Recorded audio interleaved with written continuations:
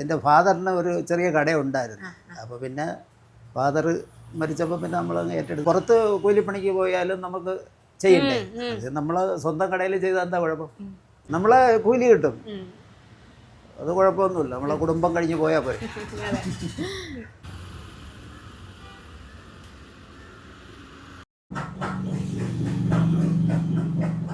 നമസ്കാരം, പുതിയൊരു വീഡിയോയിലേക്ക് എല്ലാവർക്കും സ്വാഗതം. നമ്മൾ തിരുവനന്തപുരം ജില്ലയിലാണ്. ഈ സ്ഥലത്തിന് പറയാം വട്ടപ്പാറ, അതായത് MC റോഡിന്റെ സൈഡിൽ തന്നെ കേട്ടോ. അപ്പോൾ ഇവിടെ ചിത്ര ഹോട്ടൽ എന്ന് പറയുമ്പോൾ നമുക്ക് ഒരു വലിയൊരു കടയെ പറ്റി അങ്ങനെയൊന്നും വിചാരിക്കേണ്ട. നമ്മൾ വീഡിയോ എടുക്കാൻ പോകുന്ന ഒരുപാട് സ്ഥലങ്ങളിൽ ഒറ്റയ്ക്ക് ഒരാൾ, അതായത് ഒരു അമ്മമാർ തന്നെ കുക്ക്, കാഷ്യർ, സപ്ലയർ ഇതൊക്കെ നമ്മൾ കണ്ടിട്ടുണ്ട്. പക്ഷെ ഇതേവരെ അച്ഛന്മാരങ്ങനെ നടത്തുന്നത് കണ്ടിട്ടില്ല. രാവിലത്തെ അല്ലെങ്കിൽ രാത്രിയിലത്തെ ബ്രേക്ക് തട്ടുകടകളോ അങ്ങനെയൊക്കെ നമ്മൾ പലയിടത്തും കണ്ടിട്ടുണ്ട്. പക്ഷെ ഉച്ചത്തെ ഊണ്, അതായത് ഈ 3-4 കൂട്ടം ഒഴിക്കാൻ, പിന്നെ അത് തോരൻ, അങ്ങനെ എല്ലാ സാധനങ്ങളും കൂടെ ചേർത്തിട്ട് ഉച്ചയൂണ് കൊടുക്കണ ഒരു കട പോലും ഈ 4 വർഷത്തിന്റെ ഇടയിൽ ഞാൻ കണ്ടിട്ടില്ല ഒരാൾ ഒറ്റയ്ക്ക് നടത്തുന്നത്. ഇവിടെ അങ്ങനെയാണ്. ദിവാകരൻ എന്നാണ് ഇവിടുത്തെ അച്ഛന്റെ പേര്. ആളാണെങ്കിൽ ഗൾഫിലൊക്കെ കുക്കായിട്ടൊക്കെ വർക്ക് ചെയ്തിട്ടുണ്ട്. നാട്ടിൽ അതിന് മുമ്പും കടയുണ്ട്, ഗൾഫിൽ നിന്ന് വന്നിട്ടും കടയുണ്ട്. അപ്പൊ ആ കടയിലാണ് നമ്മൾ ഇന്ന് നിൽക്കുന്നത്. അപ്പൊ ഇവിടുത്തെ ഊണിന്റെ വിശേഷങ്ങളാണ് പങ്കുവയ്ക്കുന്നത്. ആളാണെങ്കിൽ ഭയങ്കര ഫാസ്റ്റാണ് കേട്ടോ. ഞങ്ങൾ വരുന്ന സമയത്ത് ഇവിടെ എല്ലാം അരിയാനൊക്കെ തുടങ്ങണേ ഉള്ളൂ. ഒരു മണിക്കൂറായിട്ടുള്ളൂ. ഏകദേശം മീൻ വറുത്ത് കഴിഞ്ഞാൽ എല്ലാ സാധനങ്ങളും റെഡി ആയി കഴിഞ്ഞു. പറഞ്ഞാൽ ഇങ്ങനെ 3 അടുപ്പിൽ അങ്ങോട്ടും ഇങ്ങോട്ട് ഓടി നടന്ന് എല്ലാം ചെയ്യും. ഒറ്റയ്ക്കല്ലേ ഉള്ളൂ. ഇനി വരുമ്പോൾ വിളമ്പി കൊടുക്കാനും എല്ലാത്തിനും ആൾ തന്നെയല്ലേ ഉള്ളൂ. അപ്പോൾ അതാ ഇന്നത്തേക്കുള്ള മീൻ വറുക്കാനിട്ടതാണ് കേട്ടോ. മീനിനൊക്കെ സ്വർണത്തിൻ്റെ വിലയാണ് ഇപ്പോൾ. അതുകൊണ്ട് മീൻ കൂട്ടി ഊണ് കൊടുക്കുക എന്ന് പറയുന്നത് നിസ്സാര കാര്യമല്ല. മത്തിയാണ്, ചെറിയ മത്തിയാണ് പരട്ടി വെച്ചിരിക്കുന്നതാണ്ട. ആകെ ഈ 10-15 മത്തിയാണ് 200 രൂപയ്ക്ക് കിട്ടേണ്ടത്. അപ്പോൾ ഇതാണ് ഇവിടുത്തെ ഒരു സ്പെഷ്യൽ ചിക്കൻ പെരട്ട്. അത് എല്ലാം റെഡിയായി കഴിഞ്ഞിരിക്കുകയാണ് കേട്ടോ. ഊണിൻ്റെ കൂടെയോ ദോശയുടെ കൂടെയോ പൊറോട്ടയുടെ കൂടെയൊക്കെ കഴിക്കാൻ പറ്റിയ അടിപൊളി സാധനമാണ്. ഒരുമിച്ച് കടുവറുത്ത എല്ലാത്തിലേക്കും അല്ലേ. അവിയൽ, ഇത് രസമല്ലേ, ഇത് സാമ്പാർ, അവിയൽ, പരിപ്പ് കറി, പുളിശ്ശേരി എല്ലാം ഒറ്റയ്ക്ക്. ബോറടിക്കൂലേന്ന് രാവിലെ തുടങ്ങി ഇങ്ങനെ പണി. അത് നമ്മൾ ഇതുമായിട്ട് യോജിക്കുമ്പോൾ പിന്നെ ആസ്വദിച്ചങ്ങ് ചെയ്യും. അതെ, പിന്നല്ലാതെ നമ്മളിപ്പോ ഒരു പുറത്ത് കൂലിപ്പണിക്ക് പോയാലും നമുക്ക് ചെയ്യണ്ടേ, നമ്മള് സ്വന്തം കടയിൽ ചെയ്താൽ എന്താ കുഴപ്പം? മൊത്തം പാചകം ഒരു 25 വർഷം വരും. ഗൾഫിൽ എത്ര കാലം? ഗൾഫില് 13 വർഷം. അച്ഛൻ ഇതൊക്കെ പഠിച്ചിട്ടുണ്ടോ, പാചകം അങ്ങനെ എന്തെങ്കിലും? പാചകം ഇവിടെ ഈ സ്വന്തമായിട്ട് പഠിച്ചിട്ടാണല്ല. വെളിയിൽ ഒരു സ്ഥലത്തും വെളിയിൽ പോയി ചെയ്തു കൊടുത്തിട്ടേ ഉള്ളൂ. അല്ലാതെ കേരളത്തിൽ ഒരിടത്തും പാചകം ചെയ്തിട്ടില്ല. സ്വന്തം. ഇത് എങ്ങനെയാ ഇതിലേക്ക് താല്പര്യം വരണേ? താല്പര്യമല്ല, ഇത് എൻ്റെ ഫാദറിന് ഒരു ചെറിയ കടയുണ്ടായിരുന്നു. അപ്പോൾ പിന്നെ ഫാദർ മരിച്ചപ്പോൾ പിന്നെ നമ്മളങ്ങ് ഏറ്റെടുത്തു. അപ്പോൾ ഗൾഫിൽ പോണതിന് മുമ്പ് ഇവിടെ കട ഉണ്ടായിരുന്നു. അപ്പോഴൊക്കെ നല്ല കച്ചവടമായിരുന്നു. ഇപ്പോഴൊക്കെ ബിസിനസ് കുറവാണ്. കൊറോണയ്ക്ക് ശേഷമൊക്കെ ബിസിനസ് വളരെ. 70 രൂപയ്ക്കാ ഊണ്? ഊണ് 70 രൂപ. മീനും കൂടെ ചേർത്താണെങ്കിൽ? മീനാണെങ്കിൽ പൊരിച്ചതാണെങ്കിൽ 50, കറിയാണെങ്കിൽ 40. പിന്നെ ഉള്ളത് പെരട്ട്. ചിക്കൻ പെരട്ട് 130 ആവും. ഇപ്പോൾ വില കൂടുമ്പോൾ, കുറയുമ്പോൾ നമ്മൾ കുറയ്ക്കും. പിന്നെ ബീഫ് ഫ്രൈ 120, കറി 100. ശരി, പലരും കൂടുമ്പോ കൂട്ട് മാത്രമേ ഉള്ളൂ. നമ്മൾ കുറയുമ്പോ കുറയ്ക്കുകയും ചെയ്യും. ഞായറാഴ്ച ദിവസം ഉണ്ടാ? ഞായറാഴ്ച ദിവസം രാവിലെ പ്രഭാത ഭക്ഷണം മാത്രം 11 മണിക്ക്. അപ്പൊ അങ്ങനെ പോണു. ഇപ്പൊ ഈ കൊറോണ കഴിഞ്ഞ പിന്നെയാണ് ഇവിടെ വീണ്ടും തുടങ്ങിയത്. കൊറോണയിലോടുകൂടി ഗൾഫ് ജീവിതം മതിയാക്കി ഇവിടെ തുടങ്ങി. കഴിക്കാൻ വേണ്ടി സ്ഥിരം വരുന്ന ആളുകളൊക്കെ ഉണ്ട് അല്ലേ? ഉണ്ട്. എത്ര കൂടൊക്കെ കാണും എന്നാലും ഏകദേശം? എന്നാലും ഇപ്പോ വളരെ കുറവാണ്. 30-40 കൂടിനകത്ത് പണിക്കാശ് കിട്ടും, അതേ ഉള്ളൂ. അങ്ങനെ എല്ലാത്തിനും വില കയറിയല്ലോ. എല്ലാം വില കയറി. നമ്മളെ കൂലി കിട്ടും, അത് കുഴപ്പമൊന്നുമില്ല. നമ്മളെ കുടുംബം കഴിഞ്ഞ് പോയാൽ പോയി.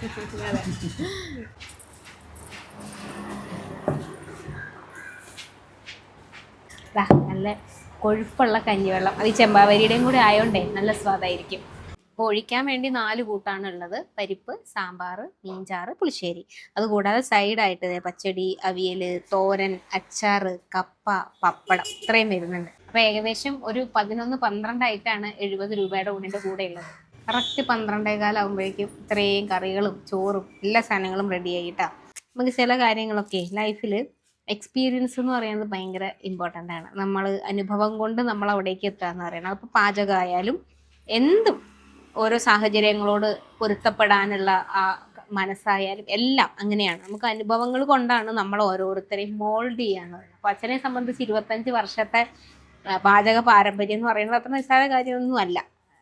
അപ്പോൾ അതുകൊണ്ടായിരിക്കും ഭയങ്കര ഫാസ്റ്റായിട്ട് കാര്യങ്ങൾ ചെയ്യണം. കാരണം നമുക്ക് വേറെ ഒരാളുണ്ടെങ്കിലാണ് നമ്മൾ അത് അവർ ചെയ്തോളും വിചാരിക്കുന്നത്. അങ്ങനെ ഇല്ലല്ലോ, ഒറ്റയ്ക്ക് തന്നെ എല്ലാം ചെയ്യല്ലോ. എനിക്ക് ഭയങ്കര അതിശയായിരുന്നു. ഞാൻ ഇന്നലെ വന്നു, എനിക്ക് ഇൻസ്റ്റാഗ്രാമിൽ അഖിൽ ദേവ് എന്ന് പറഞ്ഞിട്ടാണ് ആളാണ് എനിക്ക് മെസ്സേജ് അയക്കുന്നത് ഈ കടേനെ പറ്റി. എന്നോട് പറഞ്ഞതെന്ന് വെച്ചാൽ ഒരു അച്ഛൻ ഒറ്റയ്ക്ക് നടക്കുന്ന ഒരു കട ഉണ്ട്, നല്ല സൂപ്പർ ഊണാണ്, ചേച്ചി ഒരു ദിവസം പോയി കഴിച്ചു നോക്കണം എന്ന് പറഞ്ഞു. അങ്ങനെ ഞാൻ ഇന്നലെ വന്ന് അച്ഛൻ്റെ അടുത്ത് പറഞ്ഞു, വീഡിയോ എടുക്കാൻ നമ്മൾ അവരുടെ ഒരു സമ്മതം ചോദിക്കണമല്ലോ. സമ്മതം ചോദിക്കാതെ ഒരിടത്തൊന്നും വീഡിയോ ഷൂട്ട് ചെയ്യാറില്ല. അപ്പോൾ വീഡിയോ എടുത്തോട്ടേന്ന് ചോദിച്ചു. എന്ന് പറഞ്ഞു. അപ്പോൾ ഇവിടെ കുറേ വരിക്കച്ചക്ക വിൽക്കാൻ വെച്ചിട്ടുണ്ട്. ഒരു ചക്കപ്പഴം മേടിച്ചിട്ടാണ് പോയത്. ചക്ക ഒരു വീക്ക്നെസ് ആണല്ലോ. അപ്പോൾ അങ്ങനെ അത് മേടിച്ച് ഇന്നലെ പോയി നമ്മൾ ഇന്ന് വീഡിയോ എടുക്കാൻ കണക്കാക്കിയിട്ട് ഇന്ന് വന്നിരിക്കുകയാണ്. അപ്പോൾ എൻ്റെ ഒരു അതിശയം ഇതായിരുന്നു. ഞാൻ നേരത്തെ പറഞ്ഞതുപോലെ ഒരുപാട് കടകൾ ഷൂട്ട് ചെയ്തിട്ടുണ്ടെങ്കിലും എല്ലാ സ്ഥലങ്ങളിലും തന്നെ നീ അച്ഛനും അമ്മയും കൂടി ചേർന്ന് നടത്തുന്ന കടകളായിരിക്കും, അതല്ലെങ്കിൽ അമ്മമാർ മാത്രം ഒറ്റയ്ക്ക് അതെല്ലാം ചെയ്യുന്നതോടായിരിക്കും. പക്ഷെ ഇതുവരെ ഇങ്ങനെ പോയോടത്ത് പുരുഷന്മാർ ഇങ്ങനെ ഒരു ഉച്ചയൂണ് മുഴുവൻ കറികളും ഫുൾ സെറ്റ് ഉണ്ടാക്കുന്നത് ഞാൻ കണ്ടിട്ടേ ഇല്ല. അങ്ങനെയുള്ള കടകളൊക്കെ ഒരുപാട് ഉണ്ടാവുമായിരിക്കും, പക്ഷെ നമ്മൾ വീഡിയോ എടുക്കാൻ പോയ ഒരു സ്ഥലത്തും കണ്ടിട്ടില്ല. അത് തന്നെയായിരുന്നു എൻ്റെ അത്ഭുതവും. എത്രയും സാധനങ്ങൾ വെച്ചുണ്ടാക്കണമല്ലോ എന്നുള്ളത്. ഇപ്പോൾ ചിലർ പറയും ഈ ഇവിടുത്തെ ഏറ്റവും വലിയ കല്യാണ സദ്യകൾ ഉൾപ്പെടെ എല്ലാം ചെയ്യുന്നത് പുരുഷന്മാരാണല്ലോ എന്ന്. അങ്ങനെ നമുക്കും അറിയാം, സദ്യ ആയാലും ബിരിയാണി ആയാലും എല്ലാം പാചക രംഗത്ത് നിൽക്കുന്നത് ആണുങ്ങൾ തന്നെയാണ്. പക്ഷെ ഇതുപോലെ നമ്മുടെ വീട്ടിൽ കിട്ടുന്ന പോലെയുള്ള ഭക്ഷണം കിട്ടുന്ന സ്ഥലങ്ങൾ അങ്ങനെ കണ്ടിട്ടില്ല. അതുകൊണ്ടാണല്ലോ നമ്മൾ പലപ്പോഴും പറയാം അമ്മമാരുടെ കൈപ്പുണ്യം എന്നൊക്കെ പറഞ്ഞാൽ നമ്മളതങ്ങനെ കുത്തകയാക്കി വെച്ചിരിക്കുകയാണ്. അപ്പോൾ അങ്ങനെ മാത്രമല്ല, അമ്മമാർക്ക് മാത്രമല്ല, നാളെ പാകവും ഉണ്ട്, കഴിച്ചു നോക്കാം. ആണ് ഇവിടുത്തെ ഒരു സ്പെഷ്യൽ ചിക്കൻ പെരട്ട്. ഇത് ഹാഫാണ് മേടിച്ചിട്ടുള്ളത്, 70 രൂപയാണേ.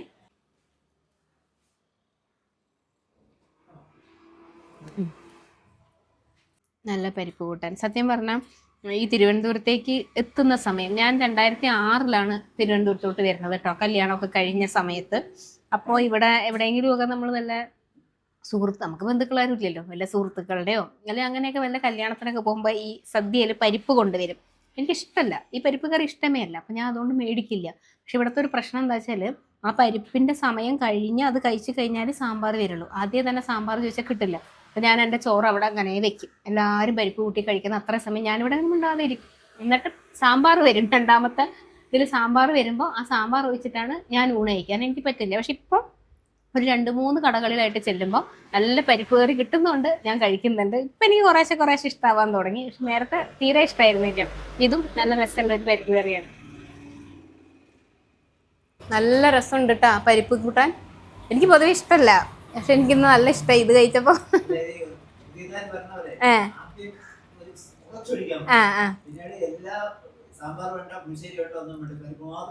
അതെ, എന്തോ ഒരു പ്രത്യേകത ഉണ്ട്. ഞാൻ പറഞ്ഞില്ലേ, ഇവിടെ വരുന്ന എല്ലാവരും അങ്ങനെ തന്നെയാണ്. ആദ്യം പരിപ്പിച്ചിരി മതി, ബാക്കി ഇനി വേറെ ഒഴിക്കാനുണ്ടല്ലോ വെച്ചിട്ട് പിന്നെ അത് കഴിഞ്ഞ് വീണ്ടും പരിപ്പ് മേടിച്ച് കഴിക്കുന്നത്. നല്ല രസമായി, എനിക്കിഷ്ടമായി. അപ്പം ഇതാണ് ഇവിടുത്തെ ചിക്കൻ പെരട്ട്. പരിപ്പ് കറിയിലും പച്ചടിയിലും ഒക്കെ ഞാൻ 100-ൽ 100 മാർക്കും കൊടുക്കും. അതുകൊണ്ട് ഇതിൻ്റെ കാര്യത്തിൽ എനിക്ക് അങ്ങനെ വലിയ ആശങ്കയൊന്നുമില്ല. കണ്ടിട്ട് തന്നെ നല്ല രസം തോന്നുന്നുണ്ട് കേട്ടോ. ഞാൻ പറഞ്ഞില്ലേ, നമ്മൾ ഒരാൾ നല്ല കുക്കാണോ എന്ന് അറിയാൻ അവിടെ എന്തെങ്കിലും ജസ്റ്റ് ചിലപ്പോൾ അവർ കട്ടൻ ചായ കുടിച്ചാൽ നമുക്ക് മനസ്സിലാവും അവർ എങ്ങനെയുണ്ട്. നല്ല മസാല. ഇപ്പം നമുക്ക് 70 രൂപയ്ക്ക് ചിക്കൻ പെരട്ടും ഊണും. അപ്പോൾ 140 രൂപയ്ക്ക് ചിക്കൻ പെരട്ട് കൂട്ടി ഊണ് കഴിക്കാം. വറുത്ത മീനും മീനിൻ്റെ ചാറ് ഇതുപോലെ 3 കഷ്ണം മീൻ വറുത്തതാണ് കേട്ടോ, 50 രൂപയ്ക്ക്. പിന്നെ ഗ്രേവി ഉണ്ട് മീനിൻ്റെ. ഞാൻ പറഞ്ഞു വന്നതേ, എത്ര നാളിക്കാണ് ഇതുപോലെ 50 രൂപയ്ക്കും 70 രൂപയ്ക്കും ഒക്കെ ഊണ് കിട്ടുകയെന്ന് ഇനി പറയാൻ പറ്റില്ല. കാരണം ഓരോന്നിൻ്റെ ഇപ്പം തന്നെ ഇവിടെ ഗ്യാസ് മാത്രമാണെങ്കിൽ ഈ വിലയ്ക്കൊന്നും കൊടുക്കാൻ പറ്റില്ല. വിറകും കൂടി ഉള്ളത് കൊണ്ടാണ് അഡ്ജസ്റ്റ് ആയിട്ട് പോകുന്നത്. എന്നാലും വിറകിനും വില കൂടി. അപ്പോൾ അതിൻ്റെയൊക്കെ പ്രശ്നം വരുമ്പോൾ 4000 രൂപ 3000 രൂപ എന്നൊക്കെയാണ് പറയുന്നത് ഗ്യാസിന്. അതൊക്കെ എടുത്തിട്ട് എങ്ങനെയാണ് ഒരാൾക്ക് ഈ വിലയ്ക്ക് കൊടുക്കാൻ പറ്റുക? ഇറച്ചി ഞാൻ ഇന്നലെ ചിക്കൻ മേടിക്കാൻ പോകുമ്പോൾ 165 രൂപയാണ് 1 കിലോ. മീൻ മേടിക്കാൻ പോയി. മീന് ഏറ്റവും രസം എന്ന് വെച്ചാൽ നമ്മളെപ്പോഴും വിചാരിക്കും വിഴിഞ്ഞത്ത് മീൻ പിടിക്കുന്ന സ്ഥലമാണല്ലോ, അപ്പോൾ അവിടെ പോയാൽ കുറച്ച് ലാഭത്തിൽ കിട്ടുമെന്ന് വെച്ചിട്ട് അവിടെ പോയി മീൻ മേടിക്കാൻ. ചന്തയിലെല്ലാം മീൻ ഭയങ്കര വിലയാണ്. അവിടെ എത്തിയപ്പോൾ അതിനപ്പുറം. അപ്പോൾ എനിക്ക് മനസ്സിലായി എന്തുകൊണ്ടാണ് ചന്തയിലുള്ളവർ ഇത്ര കൂട്ടി വിൽക്കണേന്ന് അപ്പോഴും മനസ്സിലായി. കാരണം അവിടെ നിന്ന് എടുക്കണോടത്ത് തന്നെ ഒരു 10-12 മീൻ പോലും 1000 രൂപയ്ക്കാണ് ലേലം അവിടെ സ്റ്റാർട്ട് ചെയ്യുന്നത്. അപ്പോൾ മൊത്തത്തിൽ മീനിന് വില കയറുന്നു, ഇറച്ചിക്ക് വില കയറുന്നു, ഗ്യാസിന് വില കയറുന്നു. ഇപ്പോൾ ഇതൊക്കെ ഏറ്റവും സാധാരണക്കാരായ ആളുകളുടെയാണ് ബാധിക്കാൻ പോവുക. അപ്പോൾ നമ്മളൊരു സ്ഥലത്തൊരു നിസ്സാരമായ പണിക്ക് പോകുന്ന ആളുകൾ ചെറിയ കൂലിക്ക് അവരിതുപോലെ 50 രൂപയ്ക്ക് 60 രൂപയ്ക്ക് കിട്ടണ ഊണാവും ഉച്ചയ്ക്ക് കഴിക്കാം. അപ്പം അങ്ങനെയുള്ളവരെയൊക്കെ വൈറ്റത്തേക്കാണ് അടിക്കാൻ പോവുക. ഈ വിലക്കയറ്റം എന്ന് പറയുന്ന ഒരു സാധനം നമ്മൾ ഇനി എത്ര നാളും നമ്മൾ ഇതുപോലെ 50 രൂപയുടെ 60 രൂപയുടെ 70 രൂപയുടെ ഊണ് കാണിച്ചു തരാൻ പറ്റുമെന്ന് എനിക്ക് അറിഞ്ഞുകൂടാ.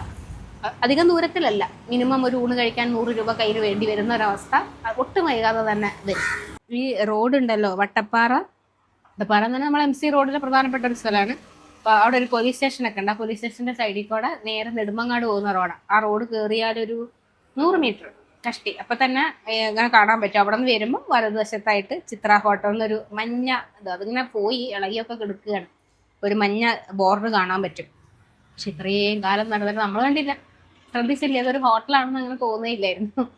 2:30-2:15 ഉള്ളിൽ വന്നാൽ മാത്രമേ ഊണ് കിട്ടുള്ളൂ കേട്ടോ. കാരണം കണ്ടമാനം ചോറ് അങ്ങനെ വെച്ചിട്ടൊന്നുമില്ല. ഒരു 15-20 മാക്സിമം 30 ഇത്രയും ആളുകളൊക്കെ ഇവിടെ വരുള്ളൂ.